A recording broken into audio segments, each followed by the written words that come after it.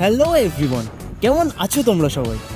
তোমরা তো এতক্ষণ জেনেই গেছো যে আমরা যাচ্ছি জয়পুর ফরেস্ট, আর এটা আমাদের প্রথম লং রাইড। আগের এপিসোডে তোমরা দেখেইছো আমরা ভোরবেলা ঘুম থেকে উঠে রেডি হয়ে সবাই মিলে একসাথে বেরিয়েছি জয়পুর ফরেস্টের দিকে। তারপর প্রায় 70 কিলোমিটার রাইড করার পর আমরা দাঁড়িয়েছিলাম ব্রেকফাস্ট করতে। সকালবেলা যখন বেরিয়েছিলাম ওয়েদারটা ছিল জাস্ট অসাধারণ, কিন্তু যত বেলা গড়াচ্ছে উফ, গরম আলাদাই লেভেলে বাড়ছে। আর তোমরা তো জানোই R15 নিয়ে রাইড করা ঠিক কতটা কষ্টকর। যত রাইড করছি হাতের তালুতে ব্যথা হচ্ছে, ঘাড়ে ব্যথা হচ্ছে, আর যত বেলা বাড়ছে গরম ততই বাড়ছে। তো এত কিছুর মধ্যে একটানা রাইড করা একদমই পসিবল ছিল না। অনেকক্ষণ থেকেই ভাবছিলাম যে একটু দাঁড়িয়ে একটু রেস্ট নেবো, জল খাবো, তারপরে আবার রাইড শুরু করব। তারপরেই দেখলাম আমাদেরই কিছু টিমের লোক সামনে দাঁড়িয়ে আছে। তারপর আমিও একটা জায়গা খুঁজে দাঁড়িয়ে পড়লাম। আর বেশি দূর না, জাস্ট লাস্ট 5 কিলোমিটার। আমার হাত ভীষণ ব্যথা করছিল, তাই আমি পাখিকে বললাম একটু রাইড করার জন্য। ও মোটামুটি ভালোই পারে, বাট ও কোনোদিন হাই রোডে চালায়নি, তো এই বড় বড় লরি দেখে ওর খুব ভয় লাগছিল, তাই কিছুক্ষণ পর ও আবার আমাকে দিয়ে দিল।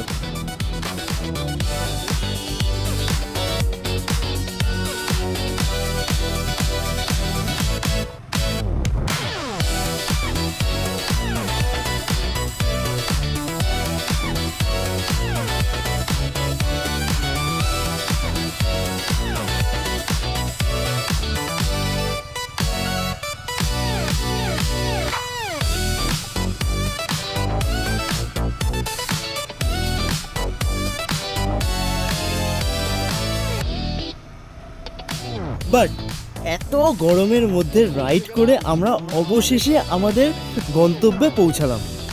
দেখতেই পাচ্ছ অনেকেই আগে চলে এসছে, তার একটাই কারণ আমরা ঢুকে গেছিলাম অন্য একটা রিসর্টে।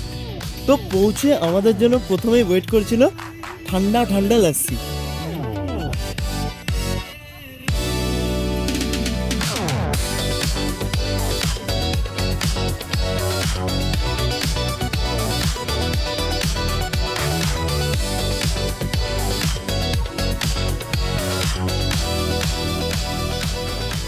তারপর আমরা আমাদের লাঞ্চ কমপ্লিট করলাম, একটু সবার সাথে আড্ডা মারলাম, হাসি মজা করলাম, নাচ গান হলো।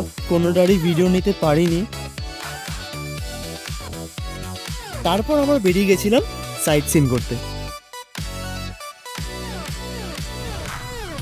দেখতেই পাচ্ছ তোমরা গ্রামের কাঁচা রাস্তার মধ্যে চারদিক দিয়ে জঙ্গলের মধ্যে দিয়ে কি সুন্দর লাগছে দেখতে। তো এখানে আর বেশি কথা বলবো না, তোমরা জাস্ট এই ভিউটা এনজয় করো।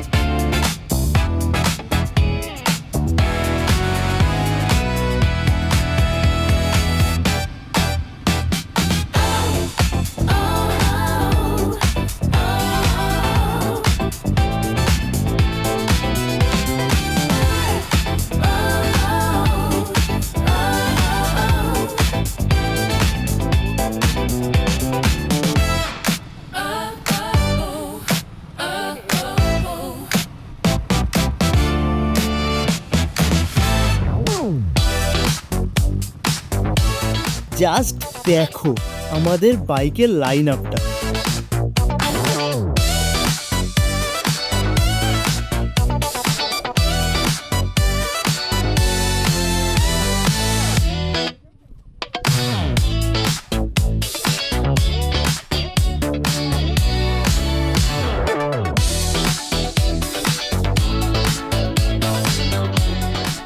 এখানে ফটো টটো তুলতে অনেকটাই লেট হয়ে গেছিলো, প্রায় 4টে 4:30 বেজে গেছিলো।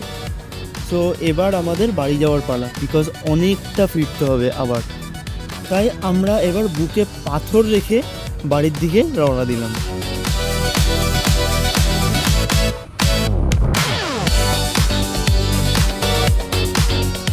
আমরা আসার সময় এতটাই টায়ার্ড ছিলাম যে অনেকবারই রাস্তা ভুল করেছি। একবার তো রাস্তা ভুল করে পাখির দিদির বাড়ি বারুইপাড়া, ওইখানে চলে গেছিলাম। তো ওইখান থেকে আবার ঘুরিয়ে ডানবনির দিক দিয়ে হয়ে আমরা ফিরলাম।